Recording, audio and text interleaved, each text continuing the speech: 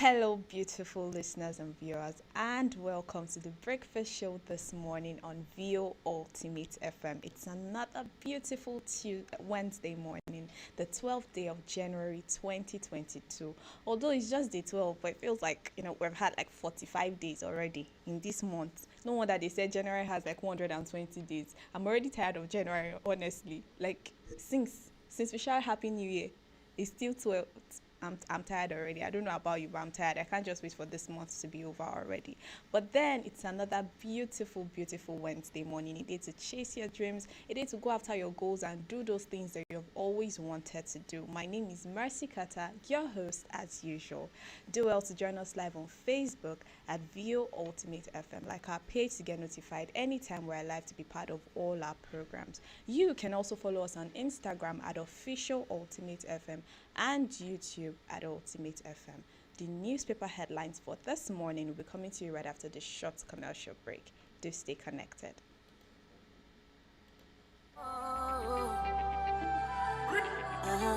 Yes, yes, yes. It's VO Resort and Event Center. Do you need some time away from the hustle and bustle of the city to relax, kick back, and have some fun? Time off with family, friends, and that special someone.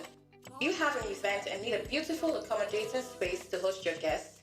Look no further at your back. With our 1,000-seater hall, restaurant and bar, poolside, gym, tennis courts, golf course, VIP space, kids play courts, alluring bedrooms, and a serene environment to cap it all up, nothing is left uncovered. VO Resort and Event Center is located at kilometer 36 Ishara, Agoiwoye Road, Ishara Remo, Ogun State.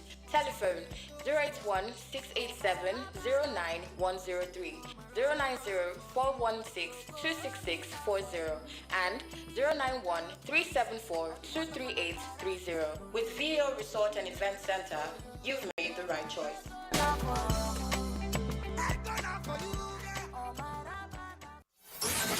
You're listening to the best radio station on the planet. The radio station you can't live without. This is your radio. Ladies and gentlemen, here it is. The most listened to radio show on the planet. Even the other stations are tuned in too. View Radio. View Radio. View Radio. View Radio. View Radio FM. We are the best.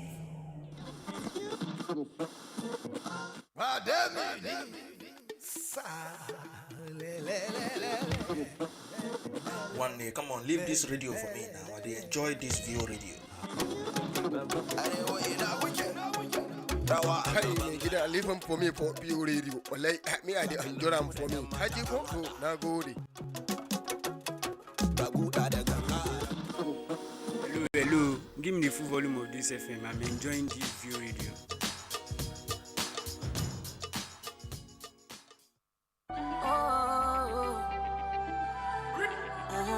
Yes, yes, yes. It's VO Resort and Event Center.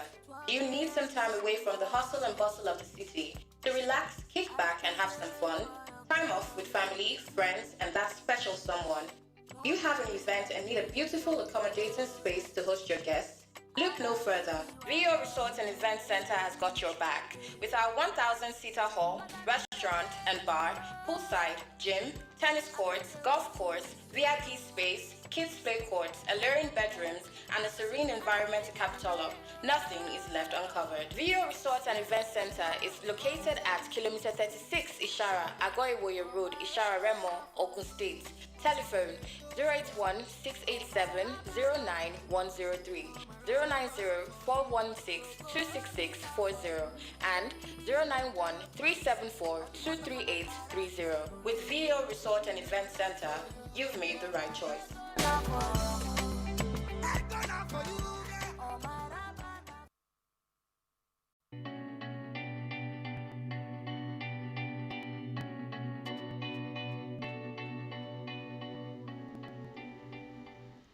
Alright, welcome back to the breakfast show this morning on View Ultimate FM. Don't forget that you can join us live on Facebook at Ultimate FM and like our page to get notified anytime we're live to be part of all our programs.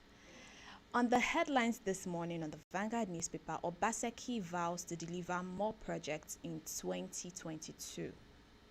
The governor of Edo State, Godwin Obaseki, has pledged that his administration would continue to pursue programs and projects aimed at ensuring the economic prosperity for the state and improving the livelihoods of the people. He therefore stood for the support and collaboration of all citizens towards the realization of the government's Making Edo Great Again mega agenda. Obaseki, during the commissioning of the prayer lodge at the Pentecostal Fellowship of Nigeria (PFN) headquarters in Benin City yesterday, said his government was committed to delivering the dividends of democracy to the people of the state. The governor, while calling for the collaboration of all stakeholders towards the attainment of a better Edo, warned citizens to be wary of detractors who were hell-bent on stirring crisis in the state for their selfish gains ahead of the 2023 elections. This is coming from the governor of Edo State, Godwin Obaseki, and he has pledged, this year, every year people come out with their different goals and things that they hope to achieve at the beginning of the year. But at the end of the day, like we said when we were talking about New Year resolutions, some months down the line, or even within that same month, everybody just forgets about the resolution they made and everybody just live their lives the way they want to live it. But now the governor of Edo State is coming out to promise, citizens of the state that he's going to ensure that the economic prosperity is of the state and the people that live in the state is improved. He's not the first governor that is coming out to say he's going to do such a thing. I mean, a lot of governors have come out to say, okay, they are pledging that in 2022 they will do this, they are pledging that in 2022 they will do this. But the question is, are they going to do it? I always say this, promises is not enough. Promising rather is not enough. It's not enough to say I will do this. What we want to see is actually the action, because trust me, Nigerians are used to promises, but then a lot of them most times are failed promises that are not carried out at the end of the day. So when you're coming out to say that you're going to deliver more projects, you're going to improve the livelihood of the people, how do you intend on going about that? Is it just saying it, or do you have plans on ground already? Do you have projects on ground already that you will bring forth to, improve the livelihood of the people? That is what we want to see.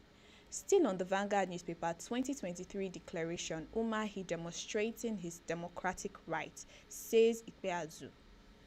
Governor Okezie Ikpeazu of Abia State has said that his Ebonyi State counterpart Dave Umahi's declaration of interest in the 2023 presidential race was a demonstration of his democratic rights.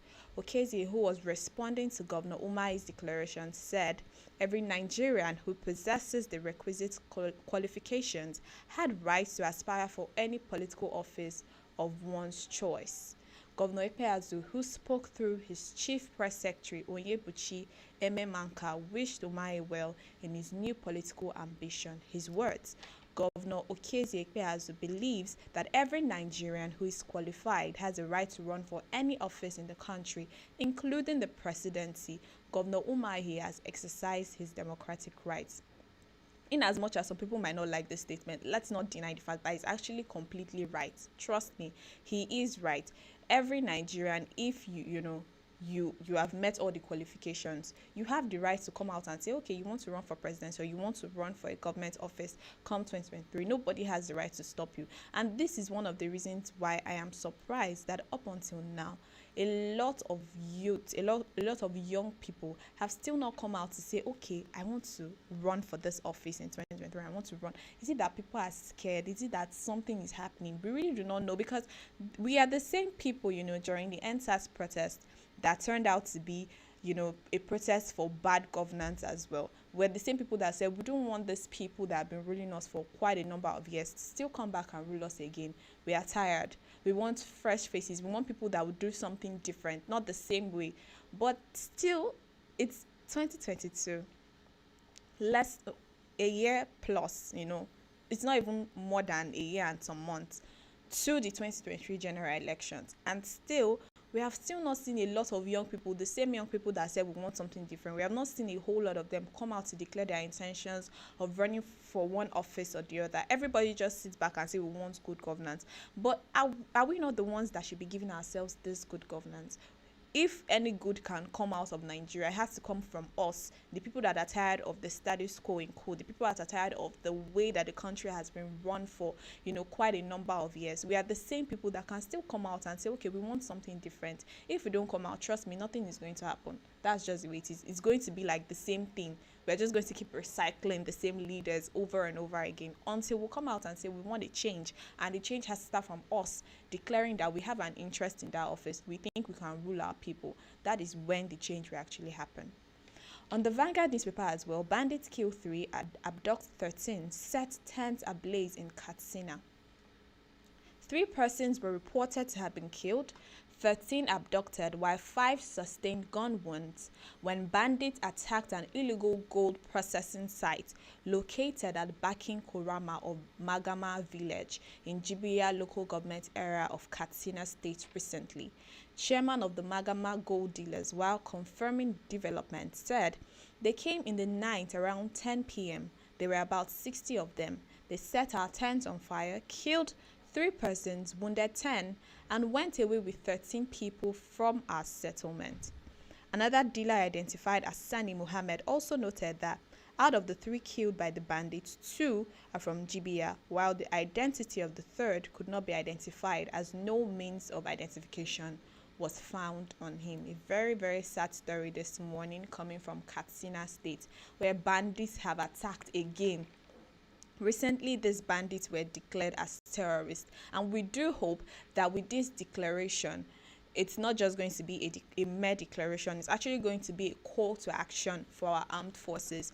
Before they were declared as terrorists, we always say this, there was really little that, the armed forces could do because they were not yet actually declared legally as criminals or people that are terrorizing the country, even if they were, but in the court of law they were not declared as terrorists yet. But now that this has been done, it's a call to action for them to go all out, like Shikemi will say, go all out and kill them. They have been killing people, so kill them as well. It's time for our armed forces to go all out and do what they are supposed to do.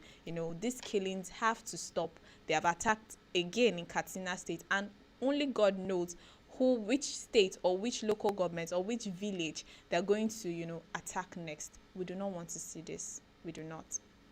Okay, I just saw a headline that was really, really interesting. In first, U.S. surgeons transplant pig hearts into human patient. In a medical first, doctors transplanted a pig heart into a patient in a last-ditch effort to save his life, and a Maryland hospital said Monday that he's doing well 3 days after the highly experimental surgery. Wow.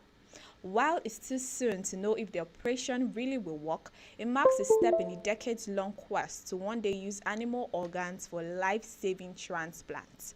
Doctors at the University of Maryland Medical Center say the transplant showed that the heart from a genetically modified animal can function in the human body without immediate rejection. Now, it is not sure how long this heart is going to work in his body, but I would say that this is a very interesting development. A lot of things can happen scientifically, a lot of things that we did not even imagine that will happen. They are happening now. Imagine a pig heart has been put into a human body. Well, like the doctors have said, it's too early to know if the operation will really work, if the surgery will really work. But then what we can say is that for the fact that the person is still alive till this very moment, for a surgery that has passed, a whole 24 hours, is still a miracle. And it just shows that everything is possible, basically. Scientifically, a lot of things are possible. There are a lot of things that we have not even seen that is possible, that's actually possible, especially in Nigeria. I feel like here in Nigeria, there are a lot of possibilities that we have still not, developed. There are lots of possibilities that we have still not seen yet, that they're actually possible, but we don't just know because nobody wants to try. A lot of our sectors are not working properly. Even doctors, aspiring doctors, students that are studying in schools, they don't do so much because there's little or no equipment for them to carry out such experiments. And I think the Nigerian government can do better. They're really smart and intelligent people in Nigeria. We are smart. Let's not even say they are. smart. We are all smart and intelligent people in Nigeria. In fact, if you go outside this country, Nigerians are one of the people that are doing very well in other parts of the country. It's just that here in Nigeria, we don't actually maximize our potentials, and that is the problem most of the time. All right, that was it on the Vanguard newspaper this morning. More headlines will come to you right after this short commercial break. Don't go anywhere.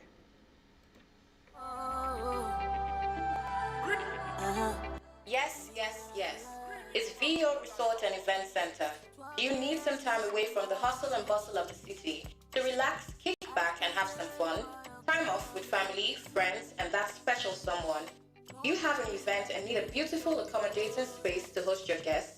Look no further. VO Resort and Event Center has got your back. With our 1,000-seater hall, restaurant and bar, poolside, gym, tennis courts, golf course, VIP space, kids play courts, alluring bedrooms, and a serene environment to cap it all up, nothing is left uncovered. VO Resort and Event Center is located at kilometer 36 Ishara, Agoiwoye Road, Ishara Remo, Ogun State. Telephone 081-687-09103, 090-416-26640, and 091-374-23830. With VO Resort and Event Center, you've made the right choice.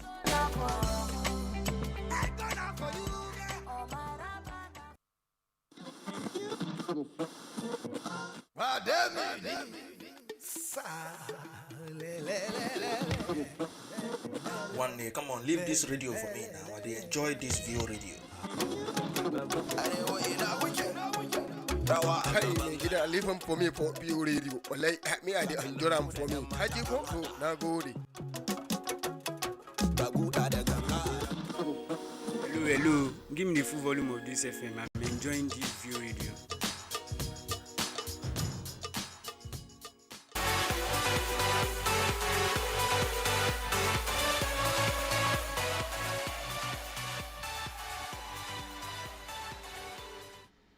You're welcome back to the Breakfast Show this morning on View Ultimate FM. Don't forget that you can join us live on Facebook at Ultimate FM and like our page to get notified anytime we're live to be part of all our other programs. On the Punch newspaper this morning, jealous Lagos husband stabs pregnant wife's admirer to death. A man identified as Keke, together with his yet-to-be-identified man, has gone into hiding after he allegedly stabbed a fashion designer, Daniel, to death in the Iwaya area of Lagos State. Punch Metro gathered that the fleeing suspect returned from work when one of his neighbors reportedly informed him that an illicit affair was going on between his wife and Daniel. Interesting. The information was said to have angered Keke, who stepped out of his apartment to challenge the victim. Our correspondent learned that Keke threatened the fashion designer with a knife as Daniel fled the scene and entered his apartment. The suspect was said to have barged into the apartment and stabbed the victim in the chest. Daniel was rushed to the hospital where he died around 11 p.m. on Monday. Keke and his wife were said to have fled their home to avoid being attacked. Interesting. That's all I have to say. You know, a lot of things are happening nowadays, and I'm wondering, are we still in Nigeria? What is actually happening? What is the cause of this now? Jealousy, mere jealousy. And my question now is, I'm sorry to deviate, but what exactly was the intention of that person that gave the husband that information? You just want to cause problem in people's marriages. They did not do anything to you. You just woke up one day and said, today I am going to destroy somebody's marriage, and you went to go and report what exactly is your business? Even if, you know, the Daniel neighbor and the wife were actually having an illicit affair, I don't think it's in your place to now go and start prognosing and saying, oh, do you know what your wife is doing? This is 2022. People don't do those kind of things anymore. There are better ways to go about such things like this, not just to go and report, especially when you know that the person you're going to tell this thing to is someone that gets triggered easily, and now it has led to the death of somebody. And my question again is, why did the wife run with the man? I thought the husband stabbed somebody because he felt his wife and the person were having an affair. So why would you run with such a person that was actually able to kill someone? Are you not scared that he's going to kill you because of what he heard? Just my thoughts. I really do not know. I don't know why she would do such a thing. But then I really do hope that this person is caught, because stabbing someone out of jealousy, it's really bad. You know, I will always say this, that it's not everybody that you see moving on the road that's actually okay. There are so many people in this country that have mental illnesses, but they don't know, especially when we find ourselves in a country where people don't take such things seriously. Just feel like, leave them. But there are people that are actually having serious mental issues and they need to see a doctor, they need to see a psychologist or a psychiatrist, but people just don't pay so much attention to it. And I think we need to start paying attention now, because the rate of crime that we see, not just any kind of crime, very funny situations under which these criminal activities happen, they only show that a lot of people are dealing with one sort of mental illness or the other. So we need to work on that in this country. Lastly, on the Punch newspaper, those enforcing sit at home are criminals, prosecute them, says IPOB. Wow. The indigenous people of Biafra has urged governors in the southeast and citizens to apprehend and deal decisively with criminals enforcing sit at home in the region by prosecuting them.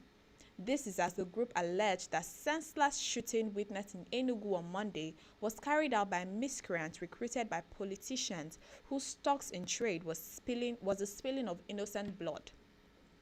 The group noted that it had explained on several occasions that its sit-at-home order has been suspended since September 2021, adding that unscrupulous elements and criminals were working in connivance with security agencies to continually unleash pain on the people. You can imagine. So now IPOB is coming out to say that this sit at home that is happening now, although it had been cancelled, we had heard that it was cancelled, but now they're saying that a lot of people are still illegally enforcing the sit at home order on people in the southeast. And I think that the governors of the state have to do something about it. We are not seeing much. People, a lot of killings have been going on. I have people that are from the east, and they keep saying how they're scared of going home, how their villages are being rampaged, how a lot of things are happening, and it's looking like the state governors can do little or nothing. I wonder why they are in power if nothing or little can be done about such situations. Really do hope that they do something about it, because while bandits are disturbing in the north, in the southeast we're still in a different case altogether. Brothers killing brothers. I mean, why are such things happening?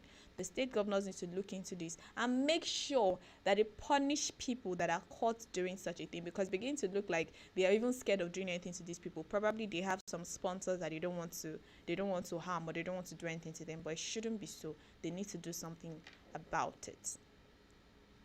All right, that was it on the Punch newspaper. I'll just go straight to the to Guardian newspaper this morning. On the Guardian newspaper, 1 year after, okay, sorry about that.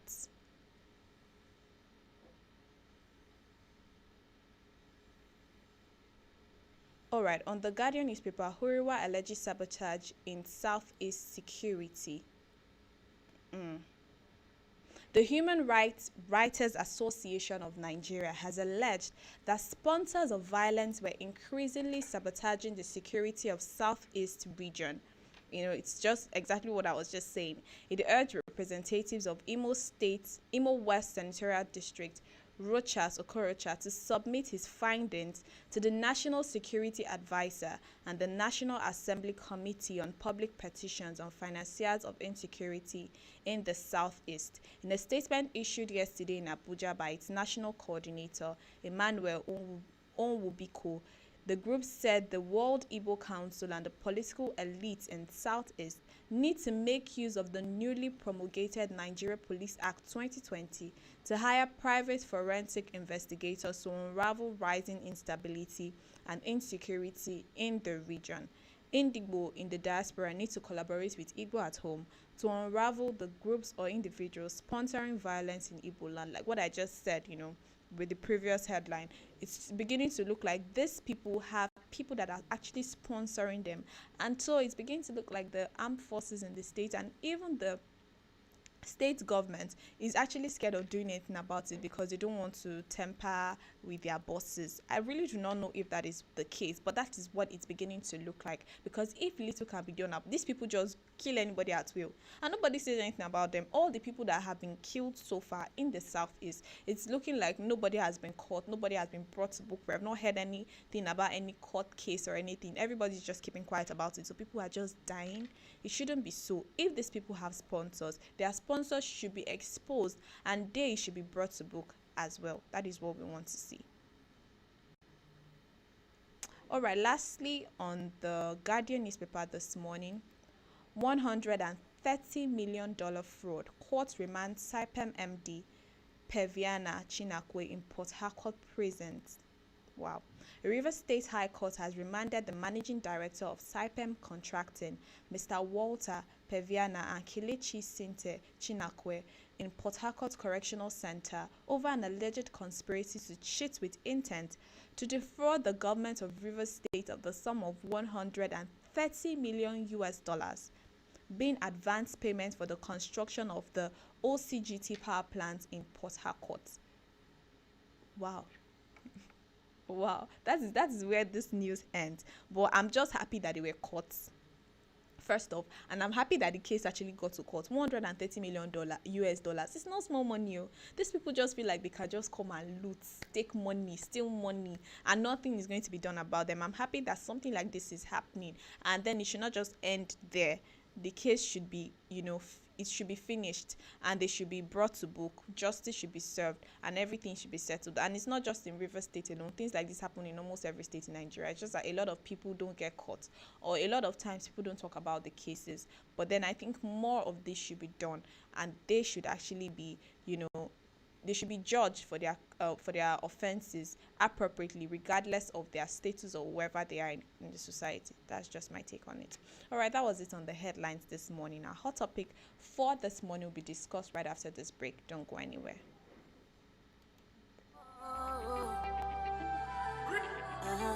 Yes, yes, yes.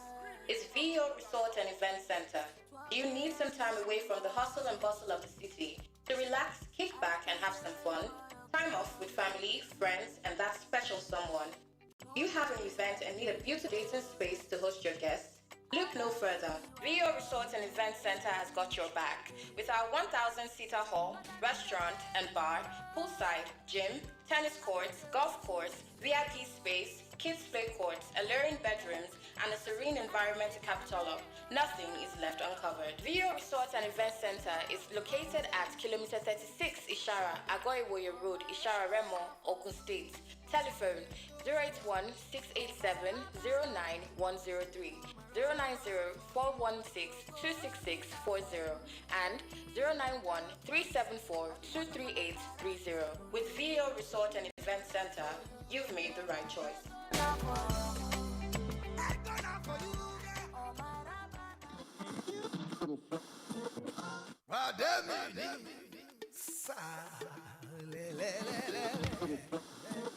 One day, come on, leave this radio for me now. I dey enjoy this VO radio.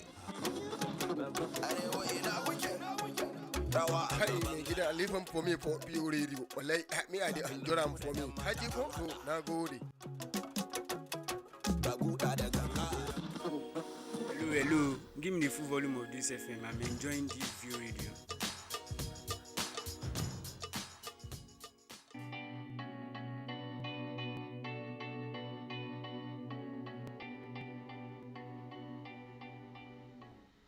You're welcome back to the Breakfast Show this morning on VO Ultimate FM. You can join us live on Facebook at Ultimate FM and like our page to get notified anytime we're live to be part of our programs. You can also follow us on Instagram at Official Ultimate FM and YouTube at Ultimate FM. You can also listen to us live via our website at www.vioradiofm.com. So, yesterday we talked about how parents should inspect the things that parents should do, factors that parents should consider before enrolling their children in schools, because we have seen a whole lot of cases of negligence, bullying, a whole lot of things in schools in the past couple of months. And I just thought, okay, why not, educate parents a little about some of the things they can actually look out for before actually enrolling their kid or their child, their ward, in any school whatsoever. Because a lot of parents just say, okay, the price of the school is okay, the school building is fine, you can go to the school without even doing any proper prior investigation. So I felt, okay, let me talk about some of the factors that as a parent you can actually look out for before putting your child or your children in any school. And then I thought, okay, today why not continue that series? But now not talking about factors that parents should consider, but now talking about basic information that parents should teach their child.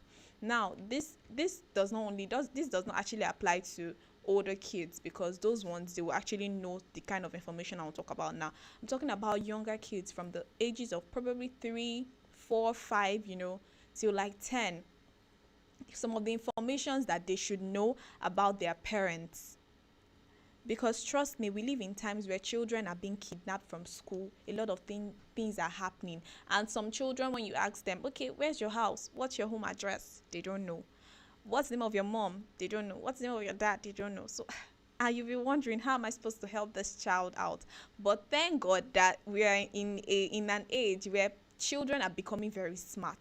In fact, without you even teaching a child, the child will be able to know. And so if you're able to tell your children this information once or twice, trust me, they will grab it. You would even be surprised that they know all this information. So without wasting so much time, here are some of the basic information that children should know about their parents. The first one is the full names of their parents.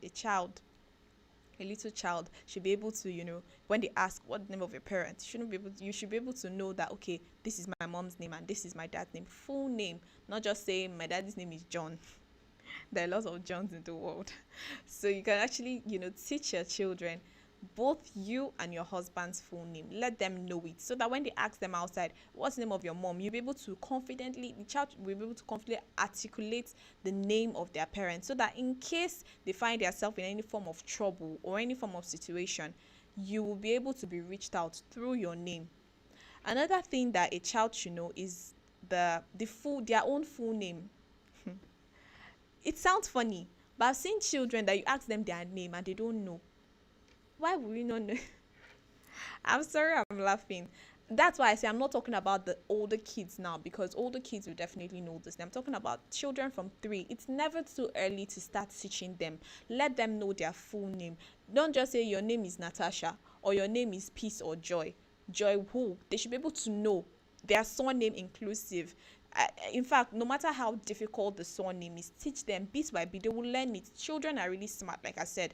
This age that we're in now, children are very, very smart, and they pick things easily and quicker than you thought they would actually do. So make sure you teach them their full name. Let them know, so that when they ask them, they'll be able to know, including their native name, because a lot of parents nowadays don't like telling their children their native name for reasons that I don't understand. So you're trying to kill their cultural heritage or what? Let them know. If they have, ethnic names, they should know, my name is this, their English name is this, and their surname is this. They should be able to know and differentiate each of them from an early age. Another information, basic information that children should know about themselves and their parents is their birthdays.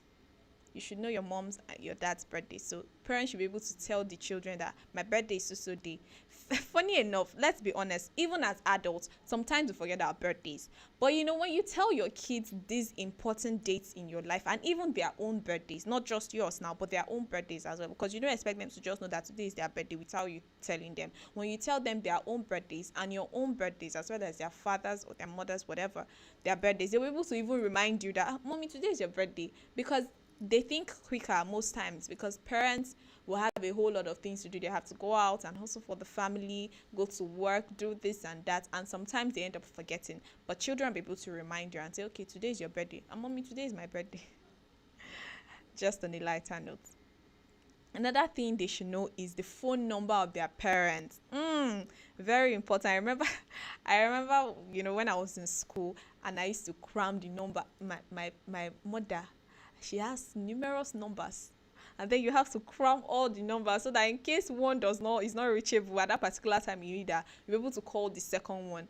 And I think parents should actually, I don't know if parents still do it or they just leave their children, it's not important, but I think parents should actually do it. Teach them your numbers, teach them the number of their dad and their mom. Let them know that this is mommy's number and this is daddy's number. It will actually help when they find themselves. I've seen cases where children are lost and they ask them, what is your mom's name, what's your dad's name? They don't know. Okay, what's your mom's phone number or your dad's phone number? They don't know. But when they know these things, when they find themselves in situations like that, they'll be able to easily call. Simple and short. Another important information they should know is the office address of the parents and the home address of the parents. Where is your house? I don't know. A 6-year-old child. 6-year-old, the child should be able to articulate very well. So why will your child not know your home address or your office address at that age? It just shows that some parents are very they're just negligent. So I'm going to work, I can't teach you those kind of things right now. Teach them bit by bit until they know. At first, it might be difficult for them to remember, but give it to them as homework, as assignment. Let it be like their schoolwork. So teach them today and tell them that tomorrow I'm going to ask you my address, my office address. Tomorrow I'm going to ask you this house address. So they will be able to know that mommy is going to ask me or daddy is going to ask me tomorrow. So they will know in case of any form of emergency whatsoever. Now, lastly, they should be able to know the school address and the name of their teacher. That one is not so difficult because, trust me, children nowadays are smart. Even if the teacher doesn't tell them their name, they just have their ways of knowing their teacher's name anyway. So they should be able to know the name of their teacher and they should be able to know the address of their school. And the name of... And when I'm saying name of school, I know what I'm saying. I've seen children that you ask them, what's the name of your school? And they tell you primary 2. How is primary 2 the name of your school, please? But thank God that this 2022 that we're entering into or that we're in now, I'm very sure that parents are going to be very deliberate about training their children properly because of the kind of things that we have been seeing recently. I do hope that you have learned a lot or a little. Anyhow, any whether small or much doesn't really matter. I just hope that you have learned something today from the breakfast show this morning on Ultimate FM. It was really, really nice having you again, being your face again to host you this beautiful morning. Like I'll always say, motivate yourself. I will not forget to say it every time. Motivate yourself. Today is Wednesday. I know that some people are already getting tired of work, but trust me, it's just a few days till the weekend. You go and rest, you go and party, you go and visit your friends, go to church. So just motivate yourself and carry yourself on till the end of the week. Until next time, do have a great day. My name is Mercy Carter, your host as usual. Catch you again. Bye.